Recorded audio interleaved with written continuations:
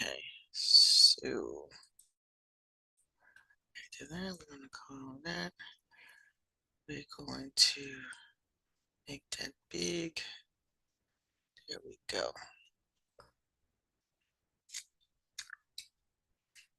All right, I'm going to give it another 2 minutes. 2 minutes. Thank you all for being on time for class.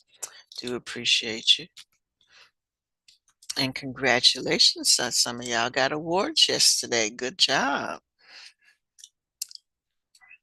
Keep up the good work. All right, so have that worksheet handy with the climatographs. Actually, we'll come back to this in a minute.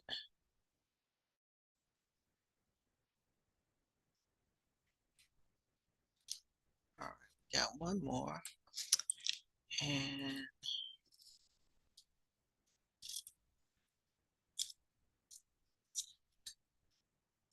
all right, so if you would have that worksheet out in front of you, the climatograph that we are doing, climatograph that we're doing has to do with, they're not living things, they're stationary items. So yours, general statement at the bottom, you want one line, and your general statement at the bottom is going to say stationary items. And then you're going to try to look at what the items on the list have in common, and then you're going to try to sort them from the simplest thing to the most complex thing, but grouping those things that have something in common close together, and those that don't furthest apart. All right, I'm going to go ahead and start this video. Everybody else is late, but he's going to explain climatographs. And remember, this is review also because we are preparing for milestones almost as soon as you come back from spring break. So watch this as a review as well as to help you with the immediate assignment.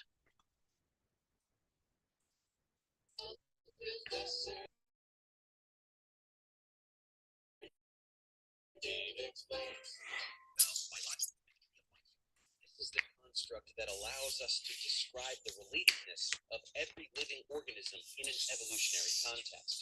But we didn't go into much detail about its precise structure. What is implied by a branch? What is the relationship between organisms on the same branch or adjacent branches? Before we revisit phylogeny in a much grander way, we want to dig into cladistics so that we are equipped with some important terminology. Cladistics is a method of classifying organisms according to their common characteristics. Cladograms are branching diagrams that show the relationships between clades. All right, so your picture on your worksheet needs to look just like this, except you're going to be placing all of those stationary items up at the top. And at the bottom, you're going to write stationary items because that's the thing that they all have in common. Clades are the fundamental unit of phylogeny. These are groups of organisms believed to have evolved from a common ancestor. Let's start by looking at a simple cladogram. You can probably already draw some conclusions simply by looking at it. For example, you could probably realize that leopards and domestic cats are the only animals on the cladogram with retractable claws. However, there's a lot more to this, so let's take a closer look. At the very bottom of the cladogram, you'll see the word hair. Given its position below this second branch, we can conclude that all the organisms on the cladogram, except for tortoises, have hair. This means that the tortoises are an outgroup. They serve as a useful comparison for the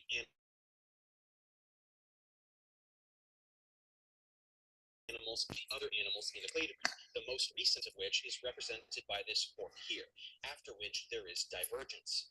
In fact, tortoises share many characteristics with mammals. They have an internal skeleton. They are amniotes that give birth to offspring on dry land. They are four-limbed tetrapods, and the list continues.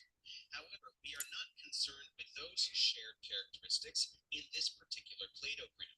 We are only interested in animals with hair, which are referred hair shows up right between the branches leading to tortoises and horses, it means that this characteristic arose after the most recent common ancestry of these groups. There are no tortoises in existence, either extant or in the fossil record, with hair. Since the hair characteristic is shared by all the animals in the study group, we call it the ancestral characteristic. All animals in the in group share this characteristic. It is, in fact, an ancestral characteristic of all mammals. One quick note about ancestral characteristics and outgroups. In some cladograms, the ancestral characteristic is placed at the very base. For example, we could have chosen backbone as the ancestral characteristic if we had preferred. As we will come to see, cladograms are simply concept maps. After the word hair, you'll then see the word carnivorous. The horse lineage branches off here. This is because horses do not share that characteristic. Commercial. $25 a line. It comes with iPhone 16. Weird place for a commercial. That is, horses are not part of the mammalian order as wolves are. However, horses do have hair, being members of Mammalia, so horses are more closely related to wolves than tortoises. As we are beginning to understand, an animal's placement on a cladogram can help determine its relatedness to other animals. If we continue up the cladogram, we see that the wolf, for example, is more closely related to the leopard than to the horse, and that the leopard is more closely related to the domestic cat than to the wolf. This is fairly straightforward. Each animal listed is more closely related to the animal on its right than on its left, due to their more chronologically recent common ancestry. What is somewhat less intuitive is that it doesn't always work in reverse. So domestic cats clearly are more closely related to leopards than any other animal on the cladogram, and leopards are more closely related to domestic cats than any other animal on the cladogram.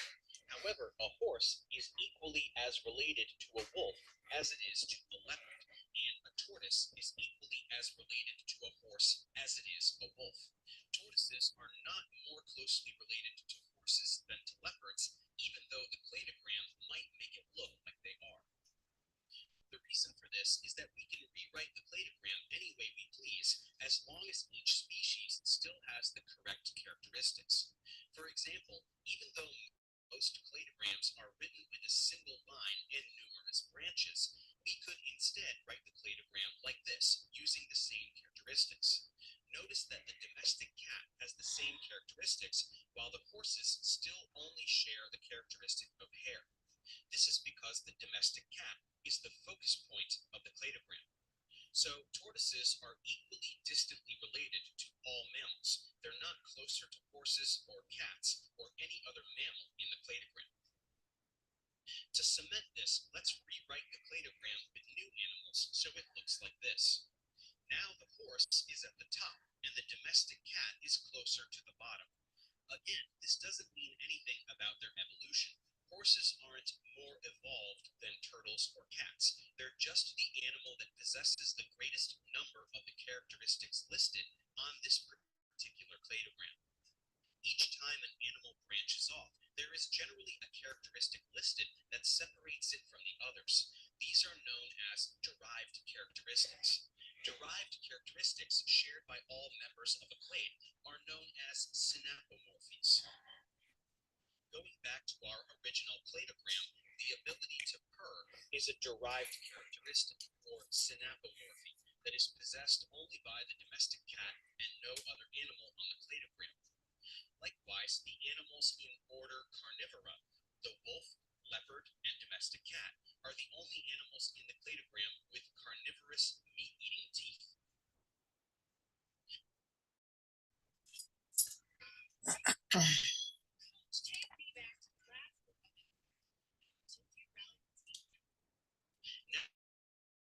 Now let's try building our own cladogram.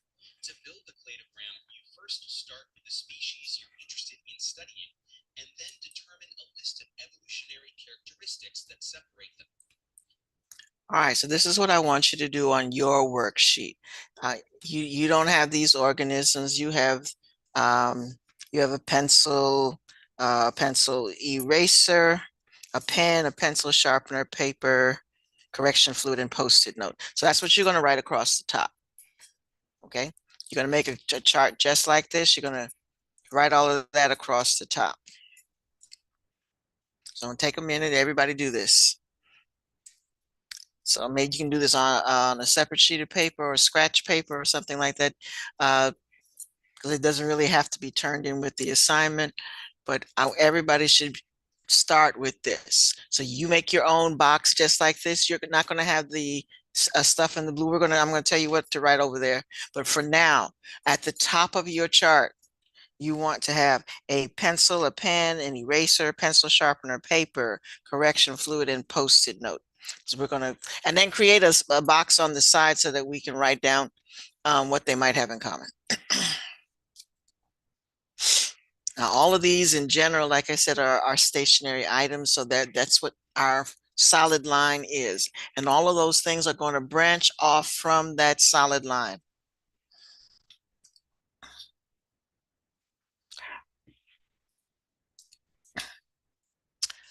You want one solid, let me go back just a little bit. All right. You want one long line going up. And then because yours is going to have, let's see, 1, 2, 3, 4, 5, 6, 7. You need 7 lines extending from it. 1, 2, 3, 6. Pencil, pen. Yeah. 1, 2, 3, 4. Counting wrong. 1, 2, 3, 4, 5, 6, 7. Yeah. Pencil, a pen, an eraser, pencil sharpener, paper, correction fluid, and postage. You're going to need a line for each of those. All right, but start your chart like this. And then in this column, the beginning column that's empty, what I noted as characteristics that you can start with is made of wood, made of plastic,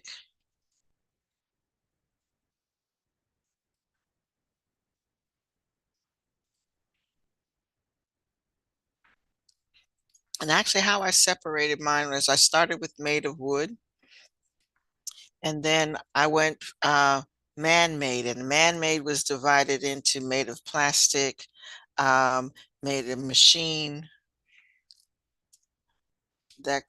Those were the things that I filled in.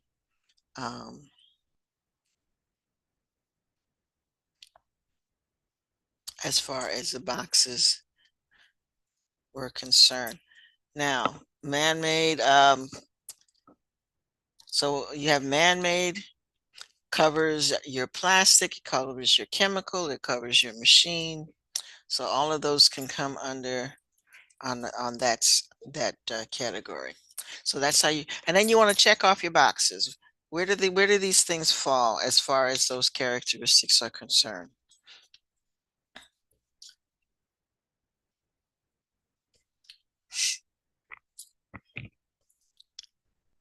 And then, like you said, you want to start with the one that is the simplest, and you want to go to the most complex.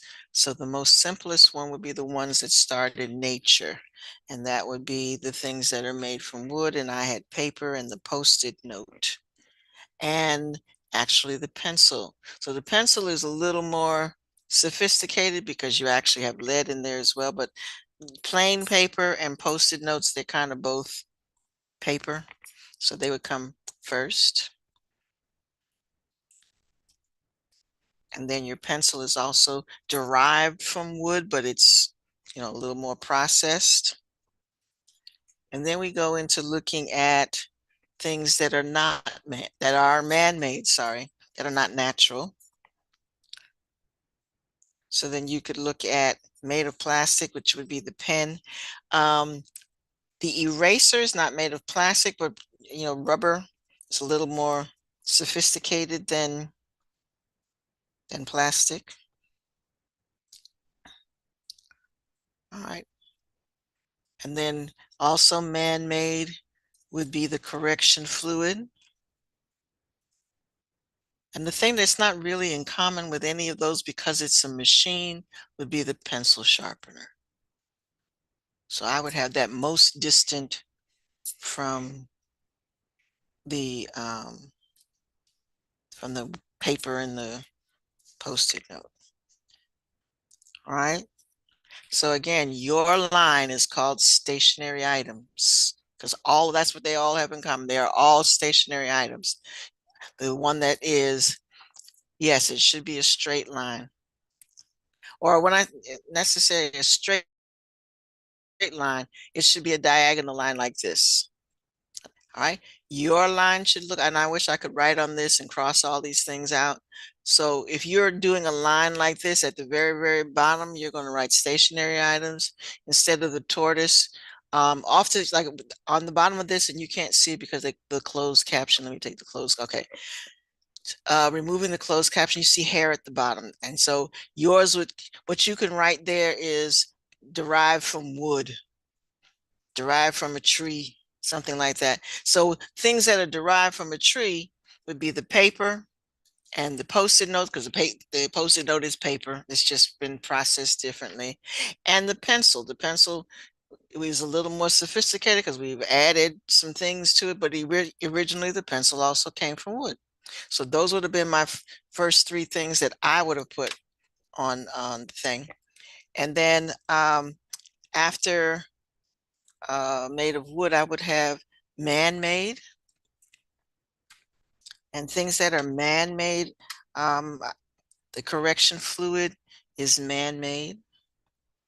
Actually, don't do that yet because that's a chemical. Do man-made and do made of plastic or petroleum, because plastic and petroleum are the same thing. So your rubber and your plastic pen, assuming the pen is made of plastic, most pens are. So next I would have the eraser and the pen because they are made from plastic or petroleum.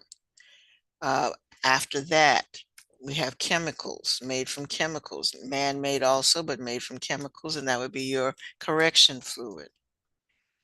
And after that, last but not least, I would have made of machines. And that would be our pencil sharpener because it's got gears and handles and all that sort of thing, which none of the other stuff has. So that makes it the most distant object on your chart. All right. So again, if you're making this chart, coming back, coming back over here. Trying to get the blank one. All right, so on the side over here, I would have had, like I said, made of wood or man-made, made of plastic, made of machines. All of those what I would have as my characteristics on the side. And I would have all 7 of my items going across the top on this graph. And then you just check off which ones are which. Okay, what things that they have most in common. And the ones that have things in common should be closest together. Things that have not least in common should be the furthest apart. Okay. All right, I'm going to let him finish talking. Butterflies, frogs, humans, reptiles, and birds, as well as 4 characteristics, those being the presence of a spine, amniotic eggs, diapsid skulls, and feathers. We can also see which of these characteristics are present or absent for each organism. To make the cladogram, we observe which characteristics are more or less commonly held. For example, butterflies are the only animals out of these that do not have a spine. So let's put butterfly on the first branch and spine as the first characteristic. Of those remaining, the only one that does not utilize amniotic eggs is the frog. So let's put the frog next and write amniotic eggs here. The rest is just the same. Humans don't have diapsid skulls, so that's next. And then crocodiles do not have feathers while birds do, which puts them at the focus point. So clearly, the birds and crocodiles are the most closely related, while the butterflies are an outgroup. Looking at the cladogram, you may have some questions. Why, for example, didn't we use the characteristic of flight to separate the birds from the crocodiles? Well, it is true that this is a derived characteristic of birds, but butterflies are also capable of flight, since insects convergently evolved the same characteristic. So it wouldn't be a good fit for the cladogram, since you could accidentally group the birds and butterflies together. Likewise, we didn't use the characteristic warm-blooded. This is because both humans and birds are endotherms, but crocodiles are not endotherms, even though crocodiles are more closely related to birds than to humans. Crocodiles and birds are both part of the clade of animals known as archosaurs, which also includes the dinosaurs. This is because they share more recent common ancestry with each other than any other animals in the cladogram. So, both flight and warm blood are examples of convergent evolution, the process by which different organisms independently evolve similar traits. Essentially, what we're doing when we build a cladogram is trying to put closely related animals into distinct clades. You could potentially build a cladogram for any set of organisms as long as you know a bit about their evolutionary histories, as well as their shared and derived characteristics. With this concept understood, let's move forward and learn more about cladistics. Thanks for watching. Subscribe to my channel for tutorials. Support me on Patreon so I can keep making content. All right, so that's that. So let's get back to what you need to do. All right, you have come over here. All right, so you have to actually have two assignments that you need to work on because this is an old one. So I just needed you to get this one right. And then I'll show you what the new one looks like. All right, so this one, again, you want to look at each picture. There are 4 names here. You need to just put a name under each one based on the description. And notice again, the first one is either is this or it's not, and it tells you to go to step 2. It's the first one or it's not, then it tells you to go to step 3. And then step 3, you have a choice. It either is, and if it is, it's the kingfisher. If it doesn't, then it has to be the other one. And that's how a dichotomous key works. It's either yes, it is, or it's not. And then it sends you to the next step. Yes, it is, or it's not. Then it sends you to the next step until you get to a place where they are naming it. All right, so this is the space where you were supposed to draw your line and put these things in order. All right, the second one that you were supposed to do, um, and notice the arrow tells you where the answer should go. It's not underneath it. For some, they just decided to make it complicated. All right, so you're going to put a description, define features, list of features. That means more than one. List of features that make things. If you were classifying an animal as an animal, what features would you be looking for? If you were classifying something as a plant, what features were you looking for? All right, down here, he mentions these 2 words at the beginning. Endothermic, that means you're warm-blooded, that you have your temperature is regulated inside your body. Ectothermic, your temperature is regulated outside your body by the environment around you. All right, and then has scales, has wet scales, dry scales, wet scales. So all of those are characteristics, and these are the animals that they want you to think about. All of these have and you really only have to put a check mark. You don't have to put X's, but put a check mark. Each of these has at least 3 qualifying characteristics, so you want to just put check marks with that. All right, the next one that so today's assignment is kind of simple as well. It's another practice worksheet. And some of y'all are falling way, way behind, but all right, so this one you just look them up. You need to remember that everything is named with two names, okay? And we call this binomial nomenclature. Everything has two names. So it's named by its genus and species name. Genus is always capitalized, species is lowercase, okay? So I remember. So these you can just look up. You shouldn't have to look up human because you should know that humans are Homo sapiens, okay? But and Homo would be capital H, sapien lowercase. So look these up, come up with their scientific name, genus, and species. All right, down here, you want to look this guy up. And then you want to decide based how is he classified and what is he most closely related to. You want to put a circle around the organisms, and there's two, that he's most closely related to, and you want to put a box around the organisms that you think are least related to it. So this one's real easy to do. You just have to look him up, and then it'll tell you what he's related to and what he's not. Okay? All right, so that's your job today. So, and our job, because we're trying to get this done before we go on spring break, we want to make sure that there are no zeros going into spring break. So we're going to work on getting these finished. Like I said, this was supposed to be the only thing you had to do today, but most of you have not done the other two. So please make sure everything gets done by tomorrow, because the grade book gets updated and on Fridays, and we don't want all those zeros in there. Okay? Please ask questions if you still are not sure what to do.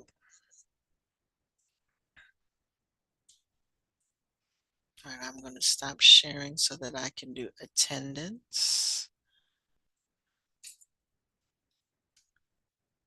And that video is in your playlist. So if you want to go back and watch that again, you can. Over the break, I suggest that you go back and watch a lot of the videos that are in your playlist as a review, because again, milestones start on the 21st of April. Actually, yours is the 20th, for biology is the 26th of April. And somebody asked me, was there two parts? There's only one part. I think English and math are the only ones that have two sections to it. Biology only has one. All right, but it's still a lot of information, a lot of terms. So we're going to spend a lot of time going over terms and diagrams when we come back from the break. There's a few new things we need to touch on, but mostly we're going to do a lot of review leading up to the milestone. Okay.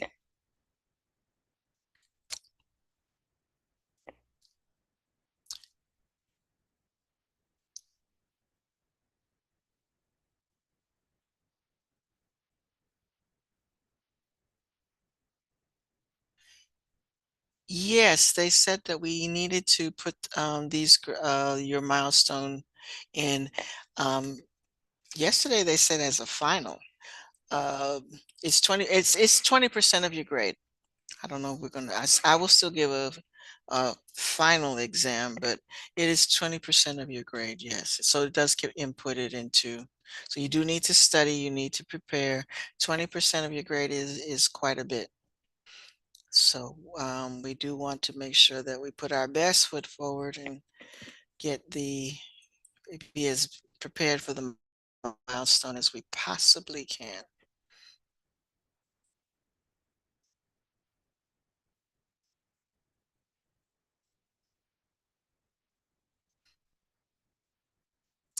Um,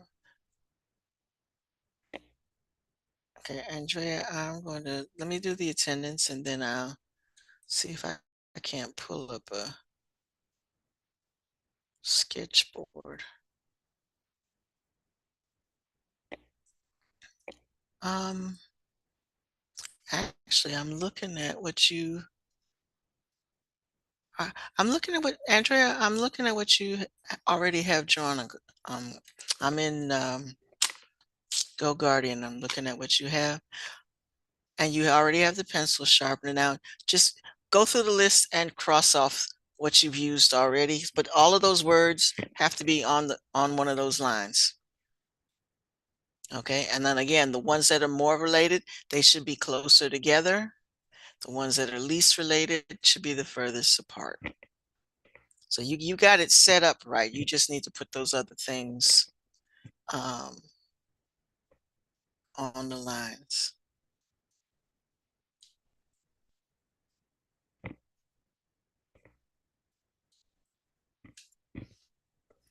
Okay, who are we missing?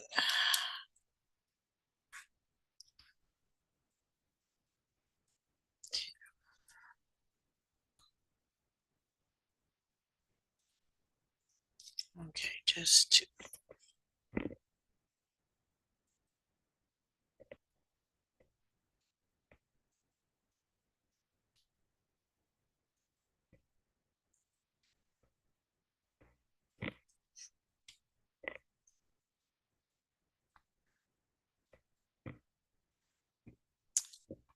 Okay. Um,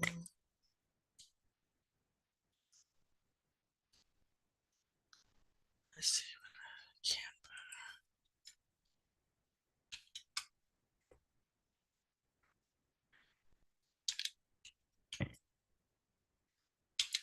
If I had one suggestion, it would be that this program in Clever would have a whiteboard and you wouldn't have to go outside to find one.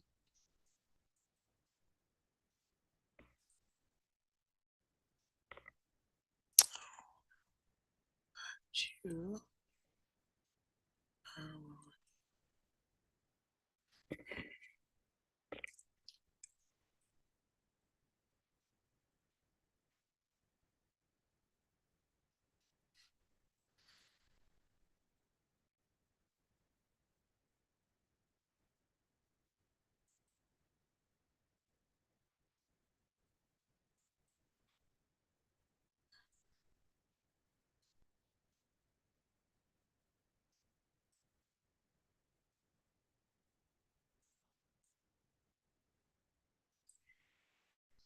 okay.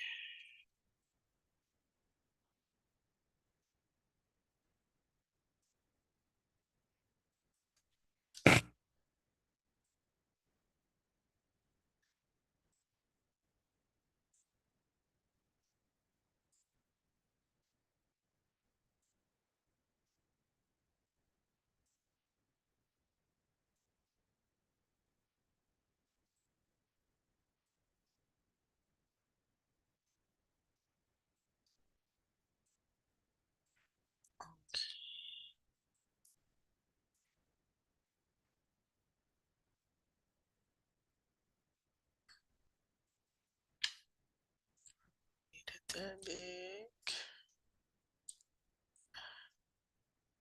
Uh-oh, it moved my line.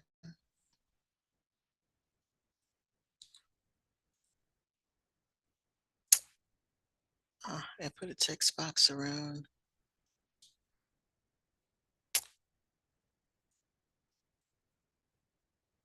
That's, can we put that down there and let me put my line back. It makes everything, ooh, that's terrible. My first line was better. Can I go back?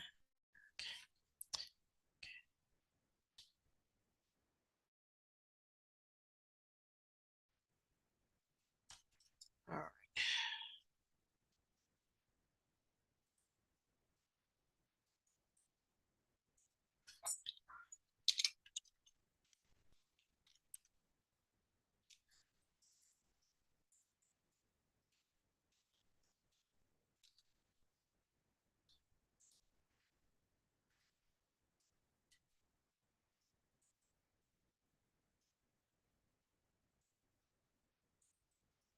Actually, let me try to do it like this. Why wouldn't it put,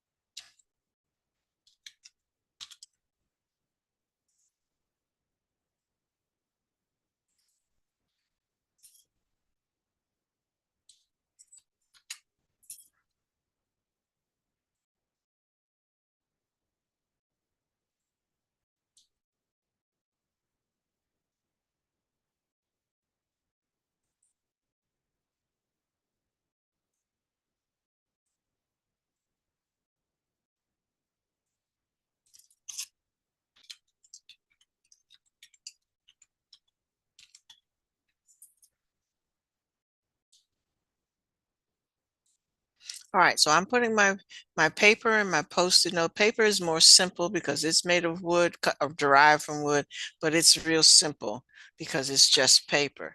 Post-it note is also paper, but it's a little fancier than just paper. All right, also made from wood is my pencil, but it's a little more sophisticated. I don't know why that got so big, but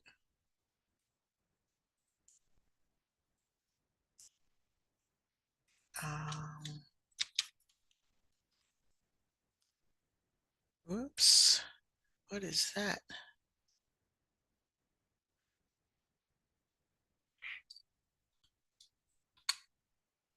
All right, let me go do it this way.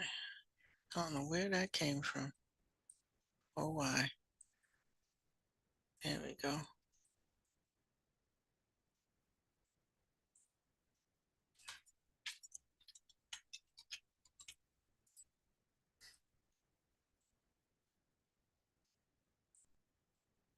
All right.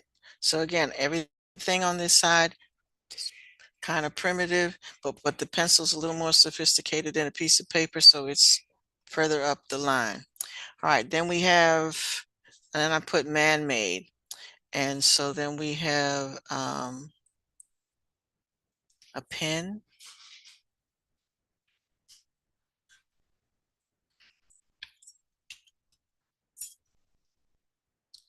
which is made of plastic or derived from, let's see, I can get pen in there without anything else.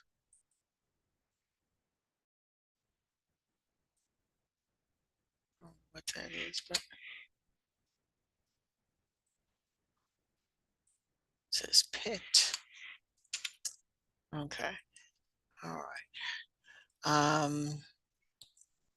But pens are man-made, and the pen would be a little simpler, I would say, than the eraser,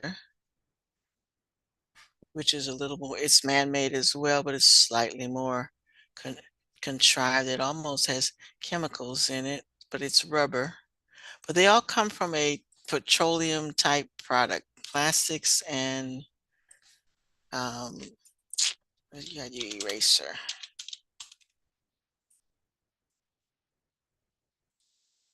So that would go there.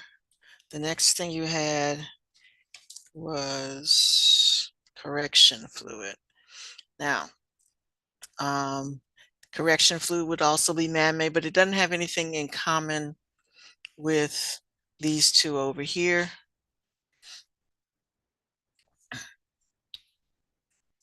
And then I would put my pencil sharpener, and then pencil sharpener.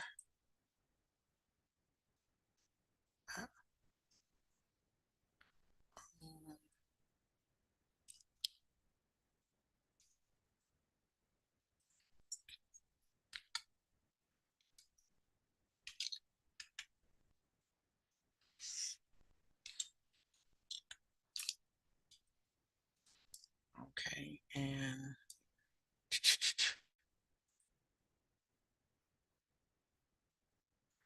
this is how I would have done it if I had to do this.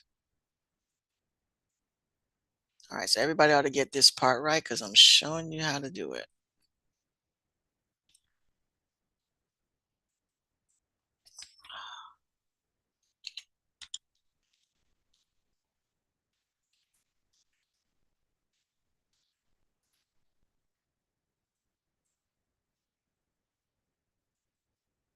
I don't know why it always has to end up in the middle.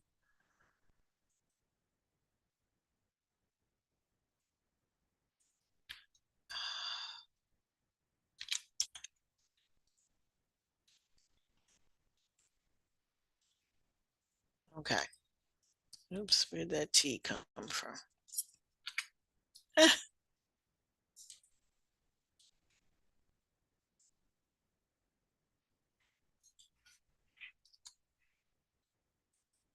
There we go. All right, so that's what it should end up look like. Stationary, and I spelled stationary wrong. Stationary items is the name of the whole branch. And then you have the things that are made of wood are down here to the bottom. So both of these are made of paper. Post-it notes a little more sophisticated, and we're getting more sophisticated as we go up the line.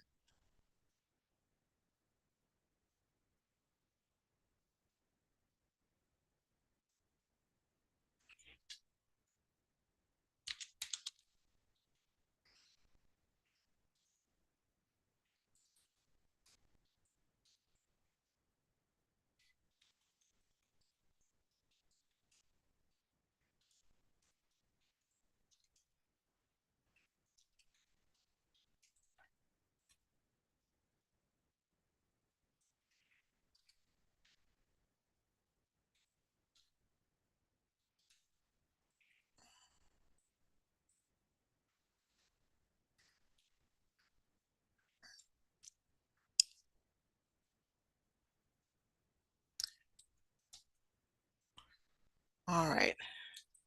So hopefully that helped. Mine was kind of messy. I don't like drawing the drawing tools. My line was straighter before it erased, but it should look something like that.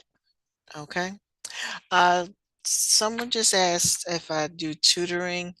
Um, I'm always available at right after this class. Anytime you want to, just indicate that you want to stay behind and ask me questions. Um, when we come back from break, most definitely on Mondays and Thursdays, every Monday and Thursday, I will be available um, for tutoring right up until the milestones. But please let me know. But always after this class. And folks, during class, if you have a question, unmute and ask the question.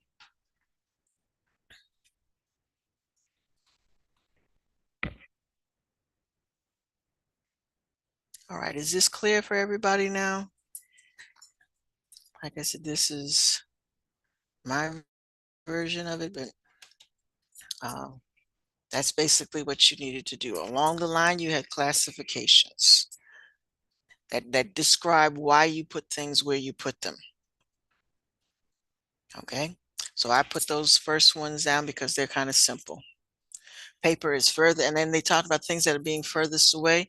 Paper is furthest away from a pencil sharpener. They have very little in common other than the fact that they are all stationary items.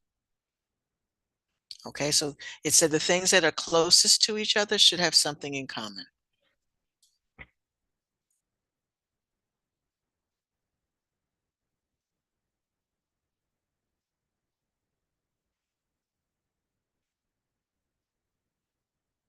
And technically, the pencil sharpener has the least in common with everybody else, and that's why it's at the top all by itself. Everything else you can kind of lump together in a group.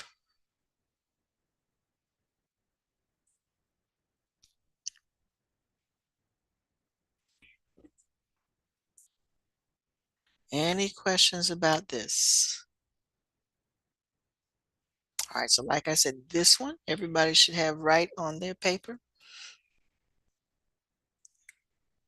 And everybody should be working on today's worksheet uh, going forward.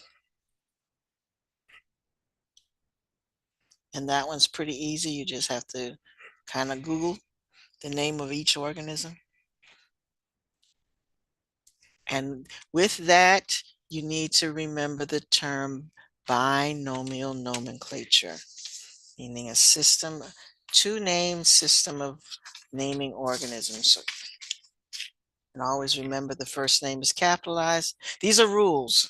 These are rules. First name is capitalized, second name is lowercase. I've seen it on tests where they'll have the same answer, but some of the names will be capitalized and some won't. And you'll say, for example, for Homo sapien, they'll have it both ways with a lowercase h. Okay. And one will have a uppercase h. Your correct answer, even though both of them say Homo sapien, is the one with the capital H.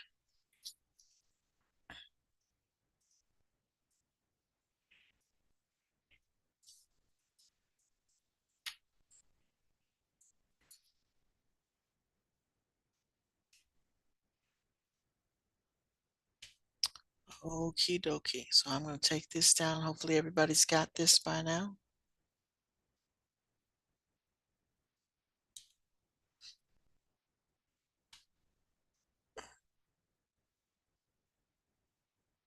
And what do I want to call this?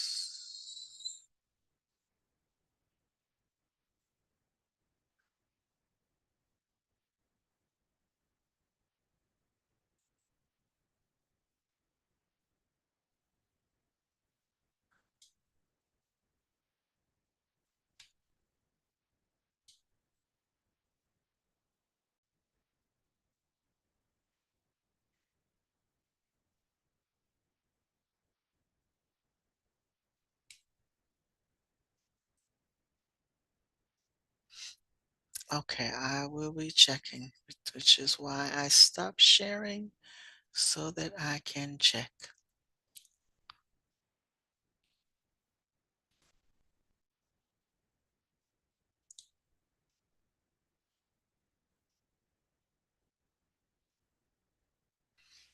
All right, so again, both of those first worksheets need to be in the first folder because it's one grade. Out of 35, you have two worksheets.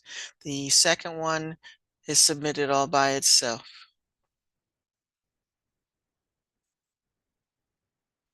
Classification of organisms 2 should be all by itself.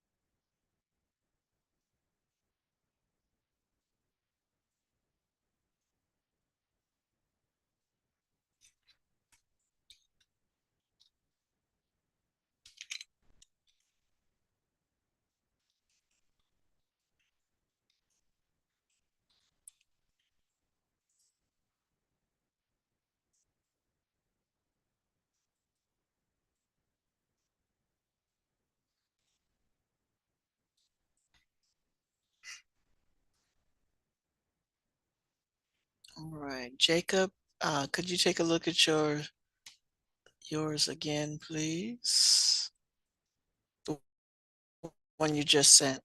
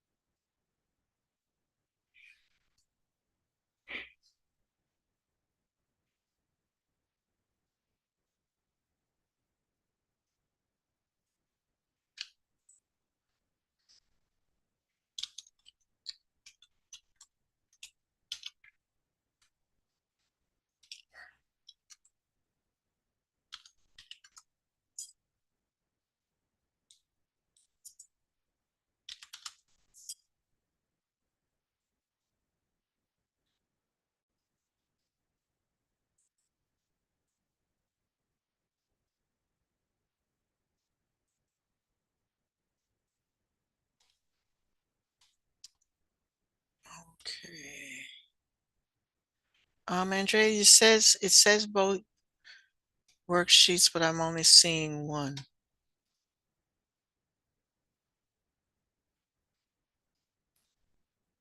So you can resubmit, and so I have the one with the birds on it, but not the I'll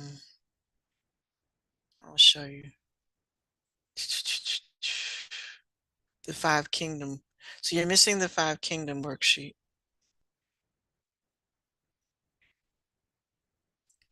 But you can resubmit. And with that one, um,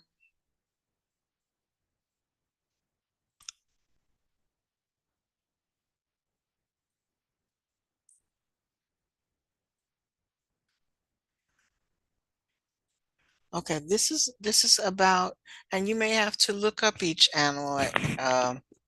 So what you would do, look up mammals. Are mammals warm? So again, know the vocabulary. Endothermic means warm-blooded. Ectothermic means cold-blooded. Mammals are warm-blooded.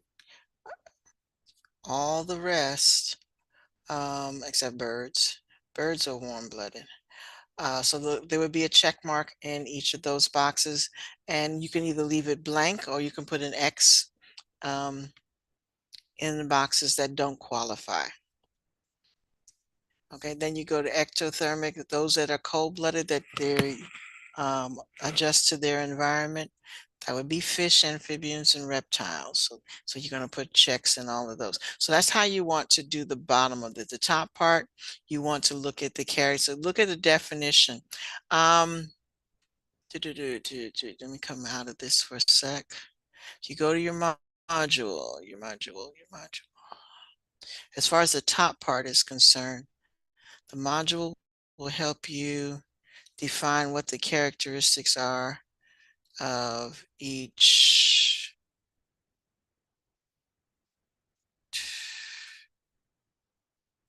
um,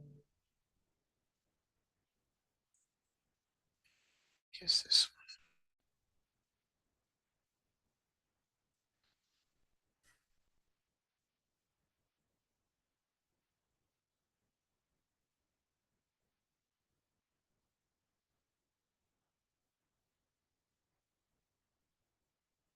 Okay, so these are the kingdoms here, and if you go through these, it will give you the characteristics. Let's see, all right, so you want Protista. So I don't think you don't have those at the top very much. So you want Protista. So there's the characteristics of a protist is pictures. There's the characteristics of fungi, characteristics of plants, and characteristics of animals. So those are the things that they mentioned there are the things that you can write in the lines at the top of the paper, and at the bottom of the paper, you will probably have to look those up a little bit to um, actually um, know whether they have that characteristic or not.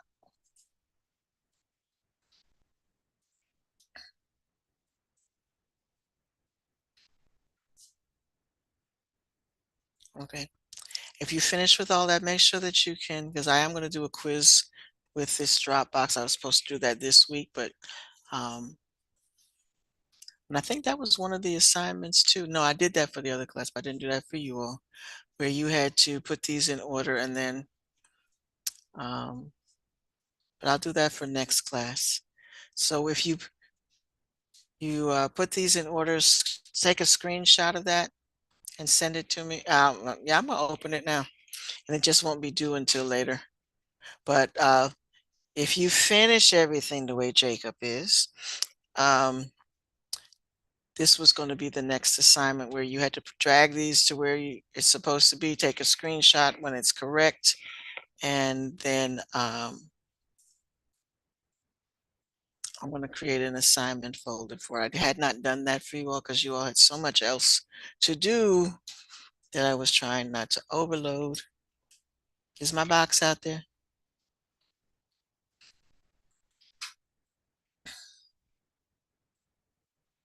All right, so that's next.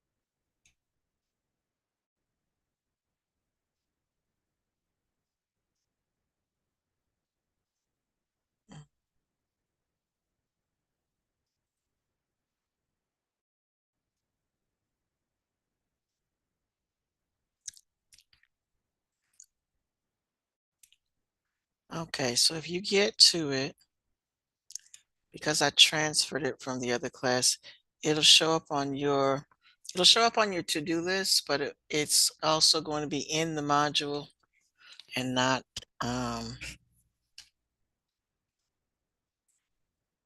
outside the module.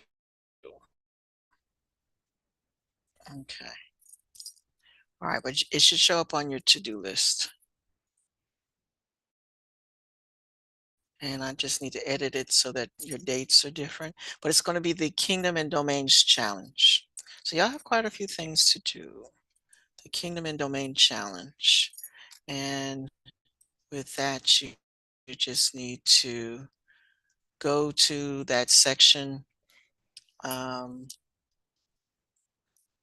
the module, drag these things into place, and just take a screenshot of your answer and submit that. And like I said, that'll be for next time because you got like 5 minutes left to class today. All right, so I'm going to go ahead and change the dates on that, but that'll be there.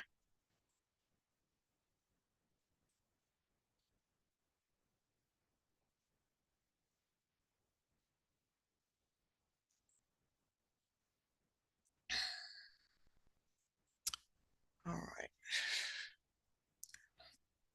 Thank you, Andrea. I'll check on it in just a minute. All right, you guys come back on the 7th. So, um, we're going to make that due on the 7th. Okay. That means if you get bored over the break, you can do that. Give you something to do.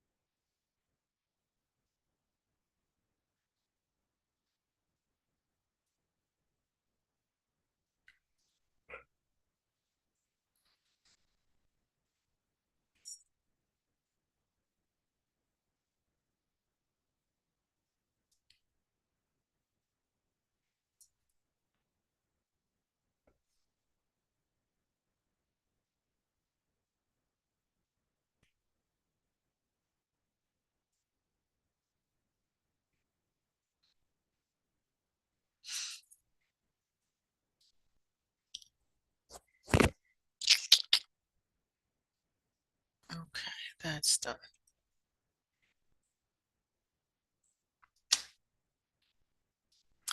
Okay, folks, if you have no questions for me, you can start spring break right now. Be safe and do spend a little time preparing, but have a good one.